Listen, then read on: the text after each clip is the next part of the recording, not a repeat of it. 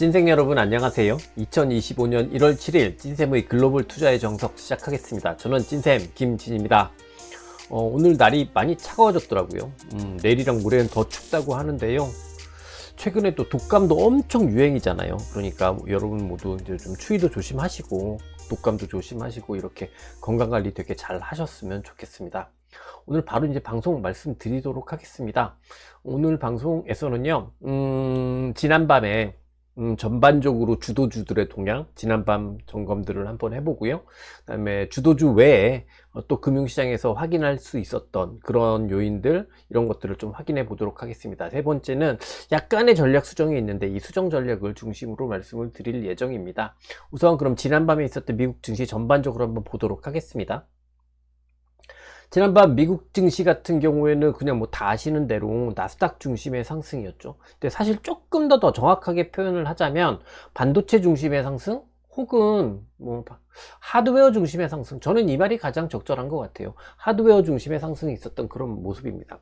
이제 하드웨어 섹터라는 게 사실 상당 기간 동안, 여기선 반도체를 포함하겠죠, 상당 기간 동안 좀 시장에서 상대적 부진을 보였었는데 이게 지난주 금요일부터 단기적으로 뭔가 극복이 되는 건가 하는 그런 징후가 조금 보이는 그런 강세가 금요일도 있었고 지난 밤에도 있었던 것이 아닌가, 이런 판단이 듭니다. 시장 전체적으로 시장 전체적으로 뭐 전반적으로 뭔가를 지배하는 그런 본격적인 모멘텀은 없었던 것 같고요. 대신에 각각의 산업에 영향을 미치는 작은 이슈들이 있었던 것 같고, 이런 이슈들에 따라서 종목들의 움직임들이 좀 정해졌던 그런 하루였던 것 같아요. 사실 지난밤의 흐름을 딱 보면서 가장 궁금한 건 하나죠. 이 타이밍에서 그러면 이제 본격적인 재상승인가? 이게 이제 가장 궁금한 부분일 것 같은데요. 여기에 대해서 제 판단은 어떤 거냐면 좋아진 건 맞는 것 같아요. 전체적으로 시장에 투자를 하는 데 있어서 좋아진 건 맞는 것 같은데 재상승으로 보기엔 아직 좀 부족하다. 이게 제 결론이었습니다. 어저께 시장을 전반적으로 설명할 수 있는 키워드들 한 3가지를 뽑을 수 있는데요. 첫 번째는 하드웨어 중심의 상승이었다라는 거. 두 번째는 관세가 약화될 가능성이 있나? 이것 때문에 달러 지수가 좀 약세를 보였다는 부분이 또 하나의 키워드로 생각할 수 있을 것 같고요. 또 규제 완화가 좀 기대되고 있어서 이게 원래부터 기대를 하고 있었는데 이게 조금 더 본격화되는 것 같아서 은행주의 전반적인 강세가 있었던 하루이기도 합니다. 요 3가지 정도의 키워드를 가지면 지난밤에 미국 시장 전반적으로 다 설명할 수 있을 것 같은데요. 하나씩 보면서 말씀을 드릴 수 있도록 하겠습니다. 첫 번째 낸 키워드는 하드웨어 중심의 상승. 이건데 이제 궁극적으로 제가 가지는 어저께 흐름의 가장 큰 의미는 상승 종목군의 숫자가 증가하는 그런 동향이었다, 이 부분이거든요. 이제 말씀을 드려보도록 하겠습니다. 다 아시는 대로 지난밤은 이제 반도체 중심의 상승이었잖아요. 근데 이 반도체 중심의 상승의 이유가 뭘까? 이제 기사 중에 뭐 이런 게 있었죠. 반도체에서 가장 많이 올랐던 게 마이크론 테크놀로지니까 마이크론 테크놀로지가 뭐 칩 주식들, 반도체 주식들을 이끌었다, 뭐 이런 기사들이 있었습니다만 이 기사의 내용 자체도 결국은 전반적인 반도체 상승의 이유에 대해서 설명을 하고 있는데 지난 1월 5일 날 잘 보이실지 모르겠는데 마이크로소프트가 발표를 했었는데요. 2025년에 AI 데이터 센터 관련한 투자 규모를 발표를 했는데 이게 80빌리언 달러, US 달러 이렇게 이제 발표를 했습니다. 이전의 예상치가 60빌리언 달러 정도였다라고 알려지고 있거든요. 그러니까 이거보다도 더 상향 조정이 된 거죠. 그러니 실제로 이 AI 랠리의 가장 핵심적인, 절대적인 핵심이라고 할 수 있는 빅테크의 투자는 둔화되지 않고 계속해서 이어지고 있는 게 확인이 되었다, 이렇게 볼 수 있을 것 같습니다. 여기에 그 다음에 이런 빅테크들의, 여기가 아니죠, 이제 이런 빅테크들의 캐펙스 투자에 가장 1차적인 수혜는 그럼 어디에 있을까요? 당연히 이제 반도체를 중심으로 한 하드웨어에 있었을 것이고, 그랬기 때문에 뭐 이런 이야기들이 전체적으로 금요일부터 전개되는 하드웨어의 상승을 이끌지 않았나 싶었고요. 지난 주말 사이에 대만에 이제 4분기 매출 발표가 있었는데, 주요 기업들의 매출 발표가 있었는데, 이제 그 엔비디아의 생산을 담당하는 호네이 같은 경우 매출이 15% YOY 기준으로 증가했다는 그런 발표가 있었습니다.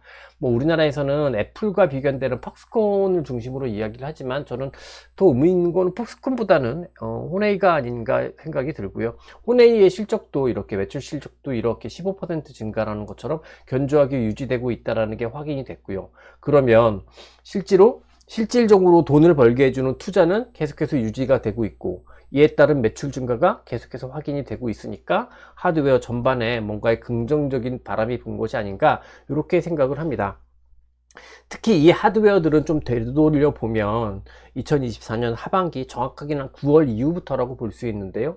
9월 이후부터 이제 실질적으로 시장이 AI 에이전트를 더 주목하기 시작을 했죠. 그래서 소프트웨어들을 좀 주목하다 보니, 또 그리고 하반기에 이 하드웨어들은 어쨌든 금리에 민감한 업종이니까 하반기에 또 금리가 상승을 하다 보니 전반적으로 상대적 약세를 보여왔던 게 사실입니다. 근데 우리가 지난 금요일 시장 리뷰하면서부터 이제 전반적으로 보기 시작을 했는데, 하드웨어 쪽에서 상승이 전개되기 시작을 했고, 저는 이 이유가 뭘까라고 생각을 하면 결국 하드웨어의 상승을 이끌어왔던 궁극적인 모멘텀이 바뀌지 않았다, 이런 인식이 확대되면서 금요일 그리고 지난밤 반도체를 중심으로 하드웨어 상승이 있었다, 이렇게 추측이 되거든요. 근데 물론 이거는 사실 그냥 제가 말로 그냥 해석하는 거지 구체적인 뭐 증거가 있겠습니까? 그냥 저 혼자만의 추측이다, 이렇게 이해를 해주시면 좋을 것 같아요.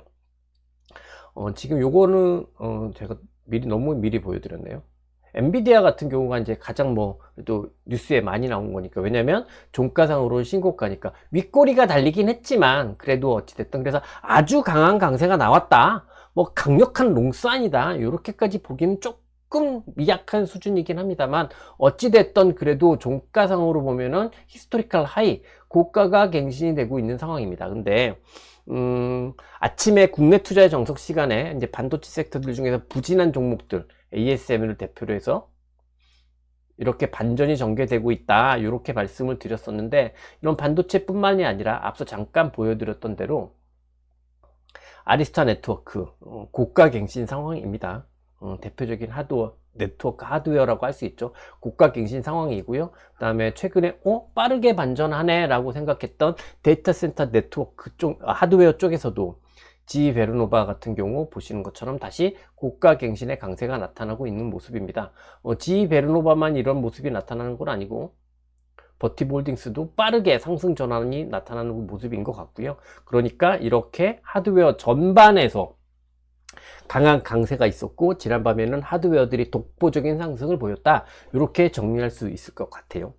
반면에 이제 나머지 종목군들을 좀 주도주군해서 나머지 종목군들의 흐름을 보게 되면, 빅테크부터 우선 생각을 해보면 사실 의미 있는 강세는 보시는 것처럼 메타의 4%대 상승, 요거 빼놓고는 특별한 변화는 없었습니다. 마이크로소프트도 1% 오르고 아마존도 1.5% 오르고 알파벳도 2.5%가 올랐습니다만, 본격적인 상승 전환의 시그널, 롱사인으로 보이진 않고, 그나마 좀 볼 수 있다면 메타 정도가 이거 롱사인 같아 보이는 그런 강세가 나타난 것 같기는 한데요.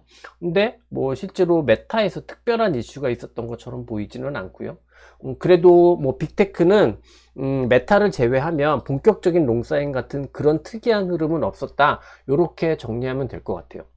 빅테크 뿐만 아니라 소프트웨어 업종도 보면 오라클 오히려 약세였거든요. 그래서 이 조정 구간이 계속해서 이어지고 있는 상황입니다. 물론 추세 자체에 대한 훼손은 없는 상황이죠. 세일즈포스도 약세였어요. 나스닥 강세였지만, 그러면서 보시는 것처럼 이 조정 구간 내의 흐름이 이어지고 있는 모습입니다. 그러니 소프트웨어 역시 특별한 강세 흐름은 없었다, 그냥 이렇게 정리하면 될 것 같아요. 그동안 이제 주도주군 중에서 가장 강했던 종목들, 그래서 우리가 해석을 중심으로 했던 종목들이 있잖아요. 그러니까 대표적으로 브로드컴, 그리고 팔란티아, 테슬라, 이런 종목들을 생각할 수 있는데, 브로드컴도 사실은 1.6% 올랐습니다만 이 정체권 범위를 넘어서지 못하는 흐름이었고, 특별한 상대적 강세가 있었다, 특별하게 의미 있는 흐름이 있었다, 이렇게 볼 수는 없을 것 같고요. 팔란티어는 오히려 약세를 보였죠. 마이너스 4%. 그리고 테슬라 같은 경우에는 보시는 것처럼 보합권 수준이었습니다. 다 마찬가지로 우리가 예상하고 있고 우리가 판단했던 이 정체권 내의 흐름, 그냥 그 정도를 유지하는 수준이지 그 이상의 모습은 가장 강했던 브로드컴이나 팔란티어나 테슬라에도 없었다, 이렇게 정리할 수 있을 것 같아요. 이 팔란티어 관련해서는 부정적인 투자 의견 보고서가 좀 나온 것 같아요. 보시게 되면 이게 보고서만 보면 좀 흉흉하거든요. 이 제목에서도 보시듯이 뭐 주가가 한 20%까지는 빠질 수 있다, 애널리스트는 이렇게 경고를 하고 있다, 뭐 요런 이야기가 있는데요. 저는 사실 요거 딱 제목만 보고 내용만 보면 되게 흉흉한 건 사실인데, 이게 실제로 이런 보고서가 발생을 했기 때문에 팔란티어의 주가가 빠졌다라고 보기는, 그렇게 보는 건 아니지 않나 라고 생각을 합니다. 왜냐하면 원래 가지고 있는 이 팔란티어의 변동성을 생각을 해보고, 그 다음에 그동안 올라왔던 상승, 그동안의 상승폭을 생각을 해보고, 또 아주 초단기적으로 보면 그 전날 8%가 올랐던 것, 이것들을 생각을 해보면, 6%였나요? 올랐던 것을 생각을 해보게 되면, 사실 지난밤에 4.9%, 한 5% 정도 조정이었습니다만, 요 정도 조정 수준은 사실 좀 하찮은 수준으로 보여지거든요. 그렇기 때문에 뭐 팔란티어에 되게 흉흉한, 앞서 뭐 앞으로 20% 정도 주가가 빠질 수 있다, 이런 보고서가 크게 뭐 작동을 해서 팔란티어 주가의 약세를 유발했다 라고 보기는 조금 어려울 것 같고요. 그냥 기존 강세 종목군의 상대적 약세에 따라서 팔란티어도 약세를 보였다, 이렇게 판단할 수 있을 것 같아요. 다만 팔란티어가 오늘 밤에 좀 더 추가적인 약세가 나타난다고 하면, 팔란티어의 추세가 다 끝났다라는 게 아니라 팔란티어의 조정 기간이 좀 길어질 수 있겠구나, 여기까지는 판단할 수 있겠죠. 그래서 그렇게 나타난다고 한다면, 우리 앞선에 테슬라 했던 것처럼 팔란티어의 비중이 아주 높다 그러면 그거는 조금 조정시킬 수 있을 여지가 생길 수도 있겠습니다. 하지만 그거 자체가 뭐 아주 심각한 셀사인 수준이 아니라 그냥 요 정도 지금 제가 체크해 놓은 수준으로 추가 약세가 전개된다고 하면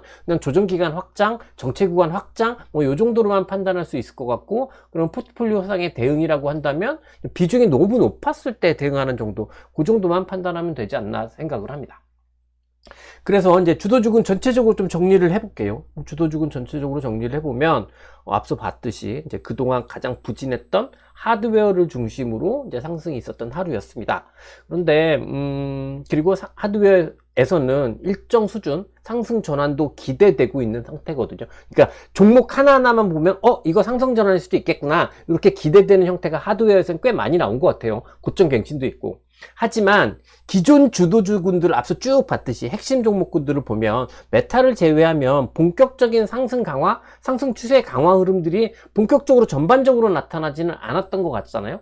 그러니까 주도주 전체로 생각을 해볼 때는 단기 강세 강화 가능성이, 단기적으로 강세가 더 강화될 가능성은 그렇게 높아지지는 않았다. 다만 주도주군의 상승하고 있는 종목군의 숫자는 증가했다. 그 의미가 지난 밤에는 가장 큰 것이 아닌가, 이렇게 말씀드릴 수 있을 것 같아요.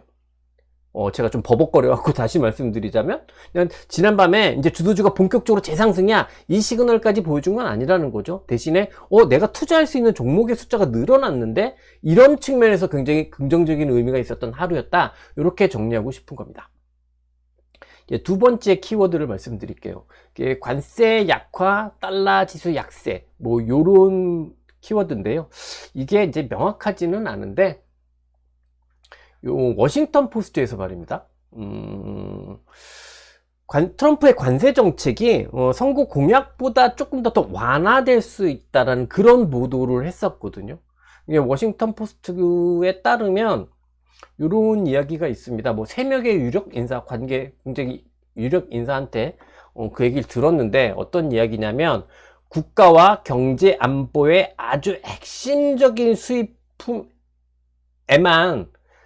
저 모든 나라에게 보편적인 관세를 부과하는 거로, 트럼프가 공약 때 선거 캠페인 동안 했던 공약보다는 조금은 완화된 관세 정책이 전개될 수도 있다, 이렇게 보도를 했거든요. 근데 물론 이에 관해서 트럼프는 이렇게 딱 요거 하나만 밑줄 치고 하겠습니다. 트럼프는 페이크 뉴스다, 가짜 뉴스야, 뭐 이렇게 이야기를 한 것 같기는 한데요. 전면 부인한 상태이긴 합니다. 근데 어찌됐든 요런 흐름들이 금융시장에서는 조금 나타난 것 같거든요. 이게 대표적으로 그렇게 되면서 달러 지수가 간만에 아주 의외로 큰 폭으로 보시는 것처럼 조정이 나타난 상황입니다. 지금 옆에 붙어 있는 작은 파란색은 지금 시간에서 돌아가는 거고요. 지난 밤에 움직였던 게 이렇게 비교적 큰 폭의 약세죠. 물론 추세의 변곡점이라고 볼 수 있는 수준은 아닙니다만 비교적 큰 폭의 달러 지수의 조정이 있었는데, 이 달러 지수의 조정의 이유는 관세 정책이 약화되면서 인플레이션 리스크가 더 축소될 수 있지 않을까, 이거에 비롯된 달러의 약세가 아닌가, 이렇게 생각이 드는데요. 어찌됐든 이런 달러 지수의 약세가 있었다라는 게 특징적이었던 것 같고, 반드시 또 이 달러 지수의 약세 현상만 이렇게 볼 것은 아니고, 지난 밤에 보면 유럽에서 종목들이 모두 다 급등을 했거든요. 특히나 보면은 미국에서도 유럽의 제품을 많이 수입하는 그런 제품들, 그러니까 유럽 입장에서 보면 수출이죠. 그런 기업들의 주가가 꽤 많이 있었어요. 대표적으로 보면 사치제를 보면 루이비통, 이게 4.5% 뛰, 이게 무거운 주식이라서 4.5% 뛰면 이게 보통 많이 뜬 거 아니거든요. 근데 이런 강세가 있었고요. 루이비통이 아닙니다. 지금은 이건 보여드렸던 건 에르메스고요. 루이비통도 비슷합니다. 3.8% 정도 뜨니까, 그래서 이런 강세의 흐름이 있었던 게 사실이에요.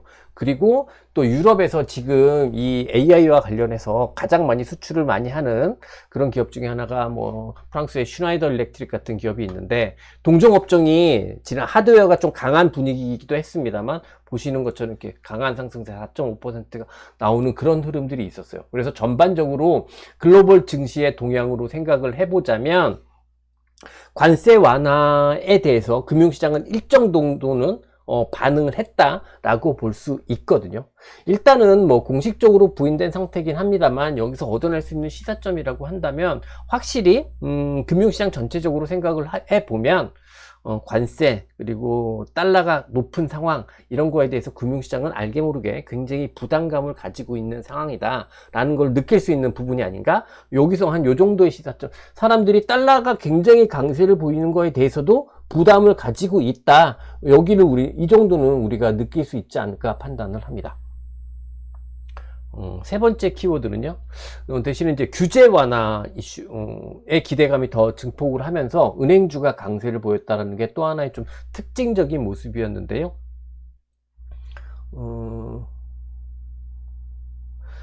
그 마이클 바라는 양반이 계시거든요. 지금 사진에 보여드리는 이 양반입니다. 이 양반 65년생이더라고요. 그러니까 저보다 나이가 많은데 좀 동안이죠.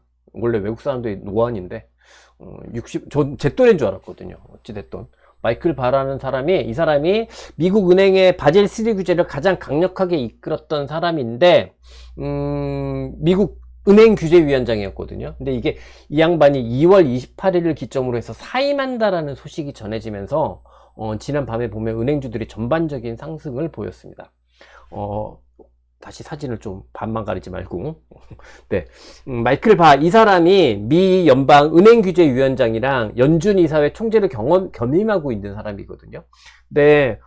앞서 말씀드린 대로 미국 대형은행의 바젤3 도입을 아주 강력하게 추진을 했던 사람 중에 하나입니다. 근데 이 바젤3를 도입하게 되면 물론 은행의 궁극적인 재무의 건전성, 이런 것들이 확보되긴 합니다만, 은행의 요구자본 비율이 높아지기 때문에 은행 입장에서 보면은 수익성은 사실 좋아진다고 보기 좀 어렵거든요. 그런 분석들이 지속적으로 있었단 말이죠. 그래서 굉장히 반대가 거셌던 부분도 있는데, 어찌됐든 이 양반이 원래는 여기 은행 규제위원장직이 2026년 7월까지였거든요. 근데 거기까지 임기가 예정이 되어 있었고, 자기 스스로도 계속해서 임기를 채우겠다라고 이렇게 얘기를 했는데, 갑자기 이번에 사입을 한 거죠. 그러니까 되게 좀 이례적인 상황인데, 이것 때문에 일단 이 마이클 바, 이 양반이 사임하면서 바젤3의 최종 도입은 일단 가능성이 매우 낮아졌다, 이렇게 볼 수 있고, 이거는 은행 입장에서 보면은 굉장히 수익성이 기대되는 포인트이다, 이렇게 우리는 생각할 수 있을 것 같습니다. 무조건 바젤3 하나뿐만이 아니라, 바이든 정부 때 가장 힘들었던 것 중에 하나가 대형 은행의 입장에서 보면 엄청난 M&A 규제들이 있었는데요. 이것 역시 축소될 수 있을 것 같다라는 기대를 할 수 있는 상황인 것 같고, 덕분에 은행은 참 아이러니하죠. 제가 제일 많이 말씀드린 JP모건을 제외하면, JP모건은 하락을 했는데요, 1%대. 나머지는 뭐 시티 같은 경우는 이렇게 보시는 것처럼 고가갱신의 강세를 보이는 모습입니다. 요거의 등락은 요거로 추측하시면 돼요. JP모건이 특별한 강세가 없었고 얘만 약세였잖아요. 그 얘기는 뭐냐면 JP모건이 자본 비율이 제일 좋은 은행이란 뜻입니다. 그리고 시티가 제일 많이 떴잖아요. 그럼 미국 대형 은행 중에서 시티가 자기 자본 건전성 비율이 가장 안 좋은 은행이다. 이렇게 판단하시면 될 겁니다. 그래서 뭐 JP모건은 상대적 우월감이 사라졌으니까 좀 주가가 빠진 것 같고, 시티는 아싸 이러고 이제 주가가 올랐다. 이렇게 이해를 하시면 될 것 같은데요. 제가 오늘 이제 은행 좀 더 말씀을 드리고 싶은 게, 사실 미국 증시뿐만 아니라 글로벌 증시 전체적으로 생각을 해보면 이제 이 AI라는 이 거대한 이슈가 사실은 실질적으로 시장을 지배하고 있잖아요.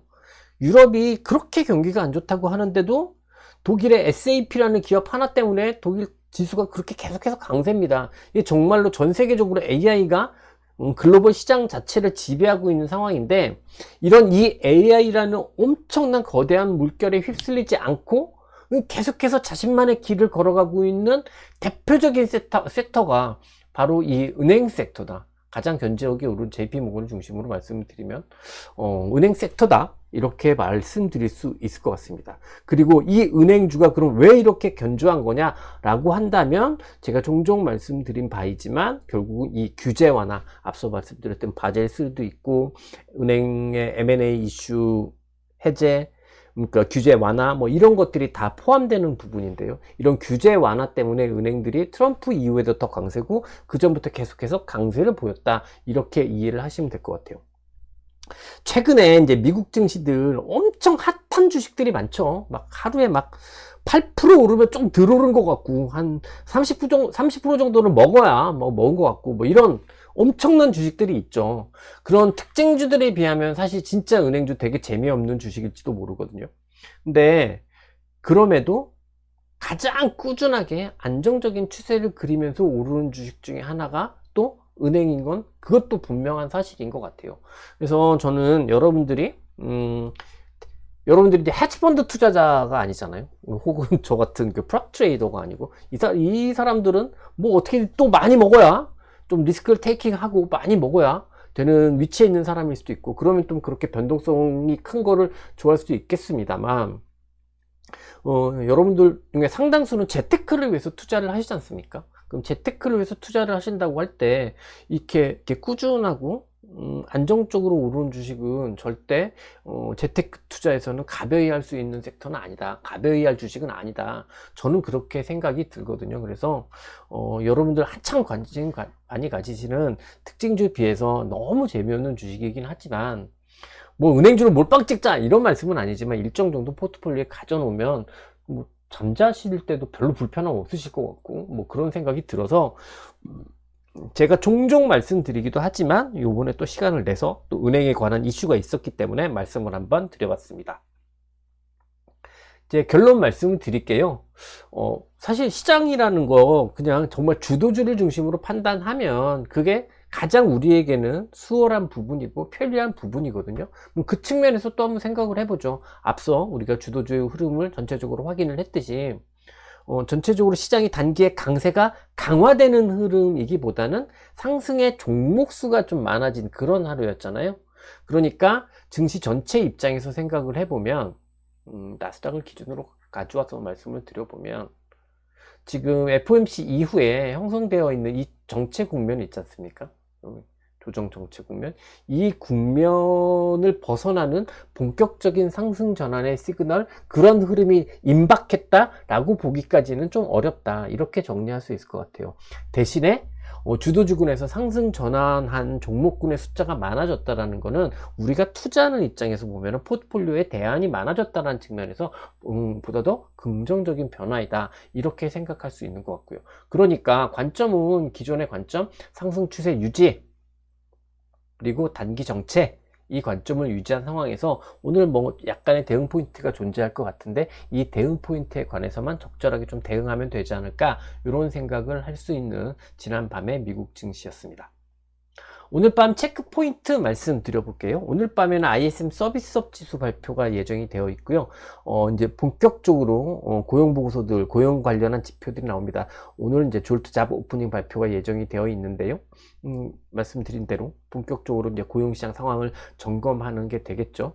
저는 당연히 이 상황에서는 무조건적으로 그냥 우리는 금리, 특히 금리에서도 단기 금리보다는 이 장기 금리, 이 10년물 금리에 집중을 해야 한다라고 생각을 합니다. 계속 말씀드리지만 지금까지는 증시에 별다른 영향도 없었고 최근에 오히려 금리 민감주들도 상승하는 모습이고 주도주들은 견조하고 이렇습니다만 말씀드렸던 대로 이 4.7의 레벨을 넘어가게 되면 일시적으로나마 시장이 또 다른 분위기를 보일 가능성도 배제할 수는 없거든요. 그러니까 오늘부터 본격적으로 고용 보고서들이 발표되는데 이 발표되는 고용 보고서 상황에서 이 10년물 금리가 어떻게 움직이는지 이거는 계속해서 주목해 볼 거리다. 이렇게 말씀드리고 싶습니다.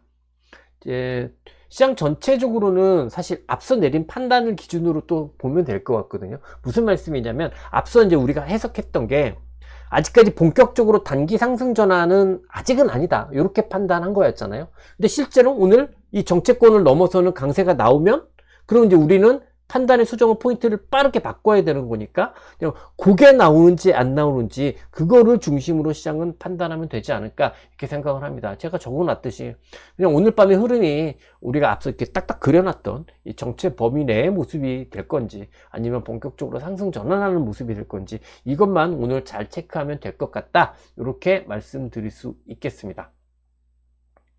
마지막으로 이제 전망 전략 말씀드릴 텐데요. 큰 폭의 주식 비중 조절 전략은 아닌데요. 상승 종목군이 증가했잖아요.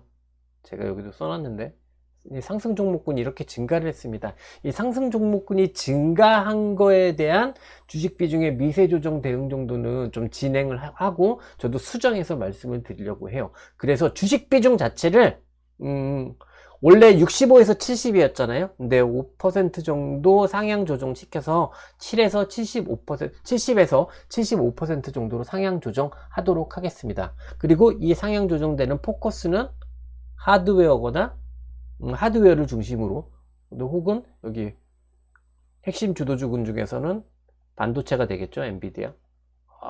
글씨가 잘 써줘야 되는데. 그래도 이 정도면 잘 써졌다. 그죠? 네, 어찌됐든. 이렇게, 이쪽이 되면, 이쪽으로 조금, 비중을 조금 늘려도 될 것 같다라는 거죠. 왜? 이들 주식 중에 상승 전환하는 종목이 나타나기 시작했고, 그러면 주도주에서 상승 전환하는 종목의 숫자가 늘어났으니까, 그 현상에 대한 5% 정도의 대응, 요 정도만 해보자 라고 말씀드리는 겁니다.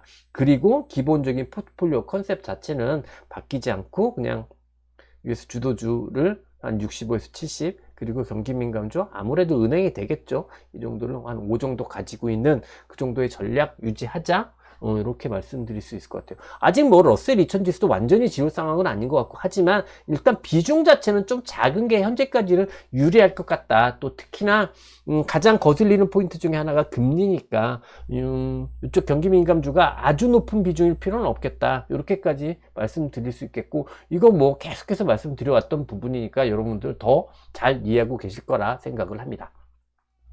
네, 이상으로 오늘 제가 준비한 내용을 다 말씀을 드렸습니다. 진짜 여러분들 덕분에요. 주식왕 찐샘 채널 구독자가 드디어 2만 명이 넘었습니다. 대형 채널 입장에서 보면은 정말 하찮은 숫자겠죠. 한 달이면 채워지는 구독자의 숫자고 하찮은 숫자일 수 있겠습니다만 저에게는 정말 너무 소중한 성과거든요. 그래서 이 성과를 바탕으로 해서 앞으로도 더 발전하는 주식왕 찐샘이 되도록 노력하겠고요. 여러분들께 잘 부탁합니다 라는 말씀 꼭 드리고 싶습니다. 그리고 오늘도 저는 이 자리에서 여러분의 투자를 응원할 것입니다. 이상 마무리하겠습니다. 저는 찐샘 김진이었고요. 끝까지 들어주셔서 감사합니다.